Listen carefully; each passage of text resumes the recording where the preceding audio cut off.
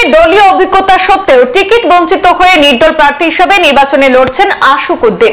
জনসভায় অভিযোগ করেছেন, রাজনৈতিক প্রতিহিংসা এবং লেনদেনের মাধ্যমে দলীয় মনোনয়ন থেকে বঞ্চিত করা হয়েছে। সৃষ্টিকর্তার কৃপা এবং জনগণের ভালোবাসায় জয় এখন সময়ের অপেক্ষা। ভোটারদের উদ্দেশ্যে নির্দলীয় প্রার্থীর বার্তা।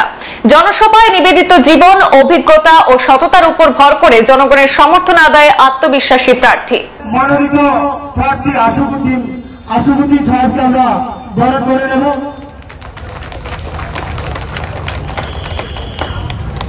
সার্টিফিকেট বানিয়ে আমাদের রাজনৈতিক ষড়যন্ত্রের শিকার করা হয়েছে।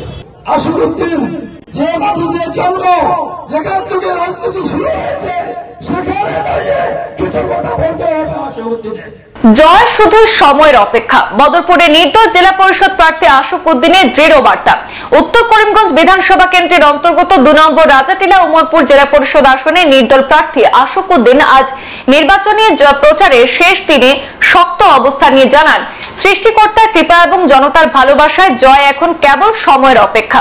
বদরপুর পেট্রোল পাম্প থেকে শুরু করে চৌমাথা পর্যন্ত এক বিশাল পদযাত্রা এবং জনসভা আশুক উদ্দিন আবেগময় ভাষণে বলেন, দীর্ঘ 40 বছর দলে থাকার পরও তাকে কংগ্রেস দল টিকিট না দেওয়ায় রাজনৈতিক হত্যার সামিল।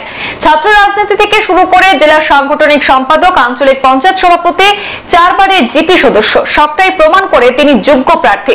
তিনি কটাক্ষ করে বলেন, কংগ্রেসের টিকিট এখন লেনদেনের বস্তু হয়ে দাঁড়িয়েছে, তবে টিকিট কেনা গেলেও জনসমর্থন কেনা যায় না।